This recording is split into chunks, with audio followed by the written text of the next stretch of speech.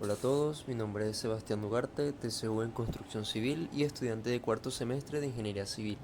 En esta ocasión realizaré la presentación del trabajo titulado Diseño de un sistema de abastecimiento de agua para la comunidad de Las Veritas, municipio Morán del estado Lara, haciendo uso de las herramientas Cobo Toolbox y EPANET, adjunto al área referida a nuevos enfoques aplicados a la gestión de los recursos hídricos.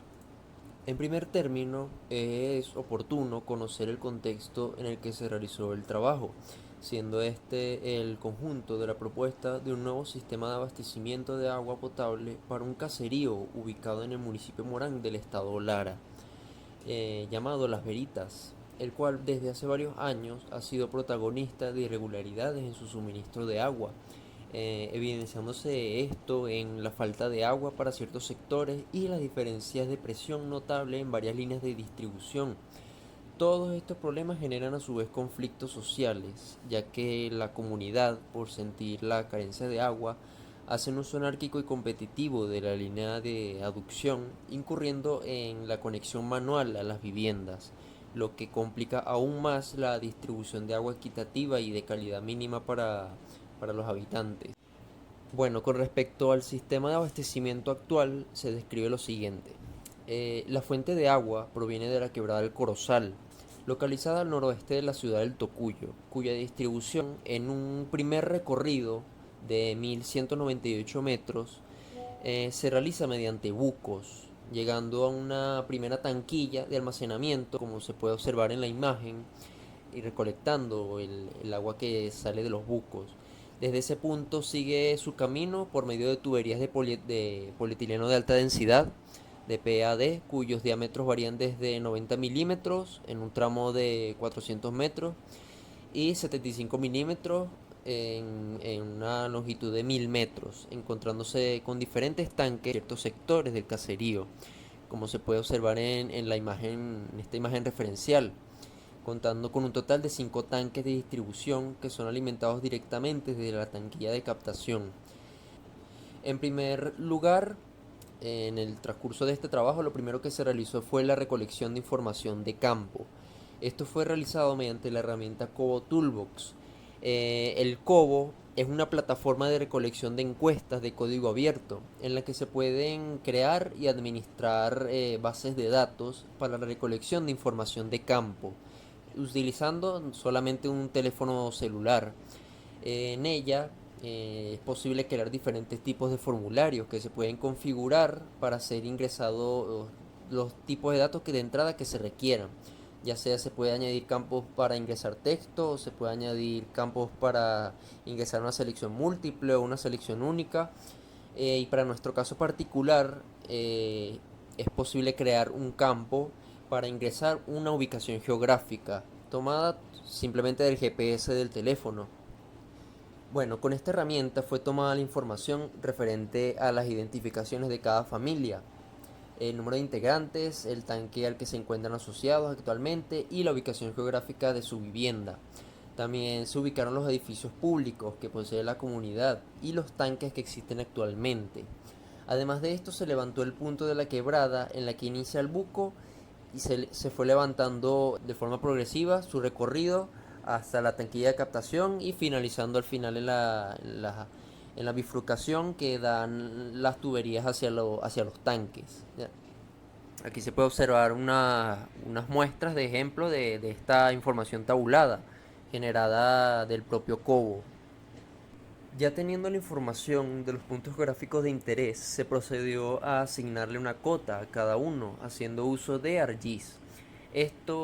Para esto se requirió descargar de la plataforma Land Viewer un modelo digital de elevación con una resolución de 5 por 5 metros, distribuidos en diferentes teselas de terreno que abarquen la totalidad de los puntos levantados y usando la herramienta Mosaic to New Raster incluida en el Art Toolbox, se unieron las teselas de una sola imagen, para luego con la herramienta Add Surface Information se agregó la información de elevación de cada punto en función de su ubicación con respecto a este raster del modelo digital de elevación.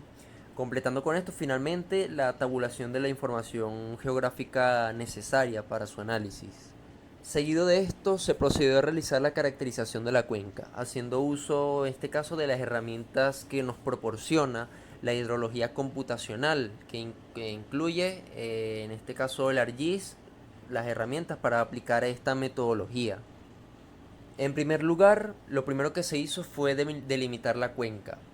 Esta delimitación fue realizada de forma automática desde el punto desde donde inicia el buco, que también pertenece a ese punto a la quebrada misma.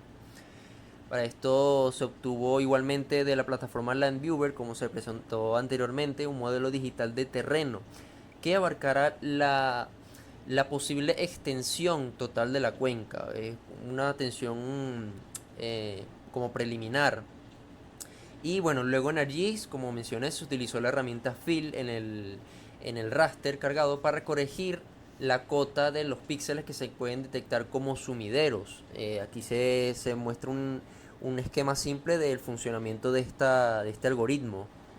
Ya teniendo el modelo digital de elevación corregido, se utilizó en él la herramienta de Float Direction, la cual genera una nueva capa raster con una gama de códigos de colores asociados a las direcciones de flujo con respecto a, podría decirse, a la orientación polar en relación a hacia qué dirección se encuentra la máxima pendiente de cada porción de área de todo el terreno. Lo siguiente que se hizo fue, con esta capa de dirección de flujo generada y haciendo uso de la herramienta Flow Accumulation, se generó una capa raster en la que se podía evidenciar las acumulaciones de flujo del terreno. Esto se determina en función de la magnitud de las áreas de cada dirección de flujo. Aquí se muestra un diagrama resumido de su funcionamiento. Teniendo nuestra capa de acumulación de flujo, se procedió a crear un shapefile de tipo punto que se encuentre lo más cercano al punto de toma que se recabó en campo, pero estando justamente encima de la línea definida en el raster de acumulación de flujo, en la línea que podemos observar en este diagrama. Y con esto, al ejecutar el algoritmo, se generó una capa raster con la delimitación completa de la cuenca. Y finalmente se convirtió esta capa raster a un formato vectorial, haciendo uso de la herramienta Raster to Polygon. Con esto determinamos finalmente que el área total de la cuenca es de 42 kilómetros cuadrados o 4.200 hectáreas. Y además aquí se muestra otra información relevante con respecto a esta cuenca. Por ejemplo, que su forma es ovalada redonda, su elevación es de 1418 metros y su pendiente es de 13,18%. Continuando con la caracterización de la cuenca, seguimos por determinar el uso de tierra de su área. Para esto se descargó un dataset en formato raster de coberturas de suelo generadas haciendo uso de imágenes satelitales y a la vez con inteligencia artificial. Esto pertenece a la empresa de Esri y bueno, la plataforma se llama Esri Land Cover. Y bueno, en esta plataforma se descargó la capa raster clasificada por colores y luego con esta capa cargada en ArcGIS se utilizó la herramienta Clip haciendo uso del formato vectorial de la cuenca y de esta capa para recortar a esta cobertura y conseguir la delimitación finalmente de las coberturas de suelo solamente del área de la cuenca. Estas nos dan de que en la cuenca está presente un 72% de zona de pastizales y un 28% de zona boscosa. Para determinar el tipo de suelo se utilizó un mapa de tipos de suelo proporcionado por la Organización de las Naciones Unidas para la Alimentación y la Agricultura, o también llamada FAO. Dicho mapa se puede encontrar en la plataforma online de la organización mencionada, viniendo este en un formato shapefile. Luego, cargado este en ArcGIS, se procede a observar la composición de tipos de suelo presente en la cuenca, determinando que se encuentran suelos de los tipos litosoles en su clasificación de L y los KL, que son los Lubick Castanosems, Bueno, estos suelos dentro de su análisis físico se caracterizan por su reducida permeabilidad, concepto que se utilizó para concluir de que el área de la cuenca es medianamente permeable. Luego de esto, continuamos al análisis hidrológico de la cuenca. Para este análisis fue necesario generar una estación meteorológica virtual asociada al interior de la cuenca, dentro de su área. Lo primero que se obtuvo fue una tabulación de precipitaciones medias anuales de las estaciones meteorológicas del estado Lara.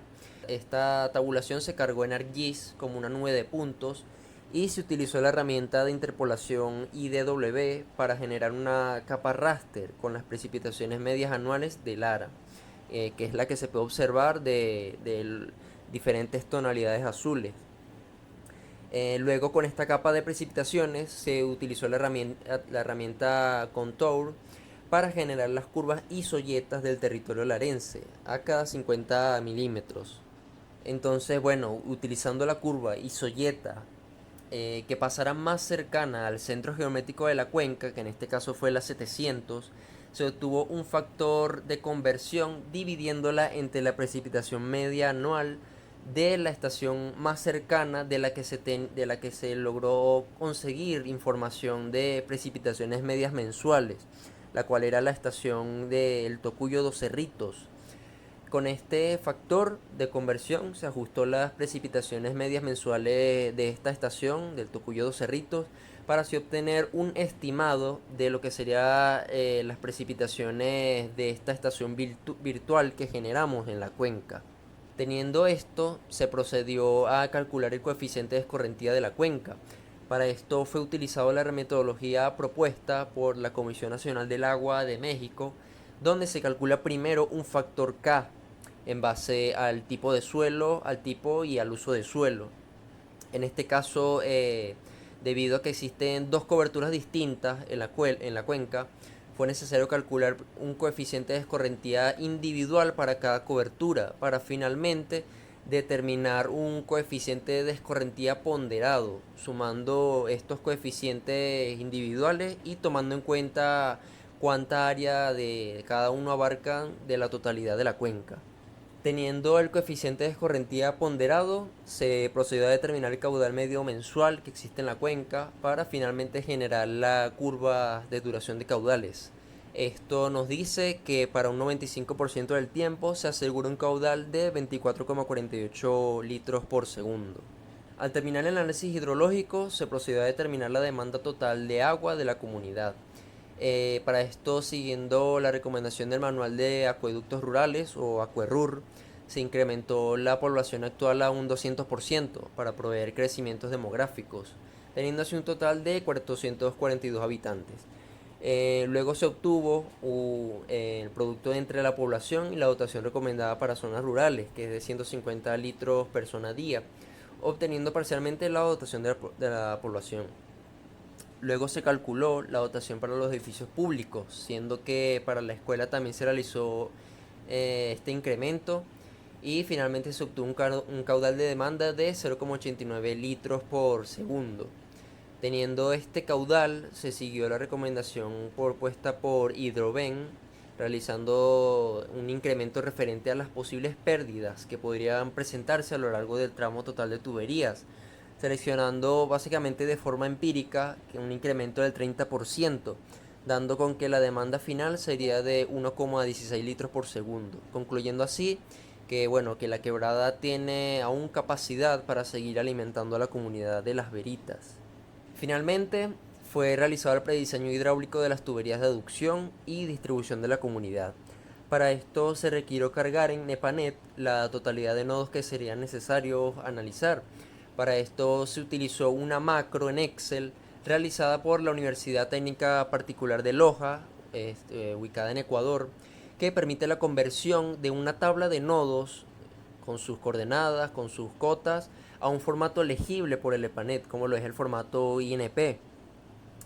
Luego se ingresaron los puntos al EPANET, se configuró como método de cálculo el de Hysen-Williams y se colocó un coeficiente de rugosidad de 150 asociado a las tuberías de PAD. En este caso lo que se hizo fue dividir en dos procesamientos al total del acueducto. Primero se analizaron los tramos de tuberías desde el punto de toma hasta los tanques de almacenamiento y un sector denominado Cerro El Burro. Y luego se analizó las tuberías desde los tanques de almacenamiento hasta los puntos del resto de viviendas. Sabiendo esto, se procedió a trazar las tuberías correspondientes, teniendo activado la opción de longitudes automáticas. Es importante explicar que para el prediseño del acueducto se decidió prescindir en este tramo de la tanquilla de captación, y por ende de este primer buco que se mencionaba al principio que recolectaba el agua de la quebrada, para proponer que el recorrido del agua desde la quebrada inicie directamente con tubería, ya que con esto se evita la posible contaminación del agua, además de que se tiene a la disposición mayor presión para alcanzar correctamente el sector Cerro El Burro, ya que este mismo se encuentra más elevado que esta tanquilla de captación. Con esto finalmente se ejecutó el modelo hidráulico y luego de los ajustes pertinentes en relación a los diámetros se concluye que el requerimiento de los elementos de aducción y distribución está representado por 2.664 metros de tubería de 75 milímetros de diámetro, 884 de 50 milímetros, 1620 metros de 20 milímetros de diámetro y 439 metros de tubería de 16 milímetros. Como conclusión, bueno, se observa que es factible el uso de las herramientas EPANET y Cobo Toolbox para su uso en el prediseño hidráulico. La plataforma Cobo resulta una herramienta muy útil en el ámbito de los estudios de campo, ya que la misma permite recabar información en una gran variedad de formatos, no solamente el formato de puntos geográficos, y también con una enorme facilidad en la tabulación y manejo de esta información recabada. Por otro lado, bueno, EPANET funge como una solución muy accesible para el análisis hidráulico en varios contextos, convirtiéndose esta en una herramienta muy poderosa gracias a esta macro que se presentó, bueno, para importar los nodos ya listos para ser trabajados. Y bueno, del mismo modo se destaca la gran utilidad que existe en el uso de los conceptos de la hidrología computacional, en el caso de la caracterización de la cuenca. Y bueno, con esto puedo dar por finalizada mi presentación. Espero que les haya gustado. Muchas gracias.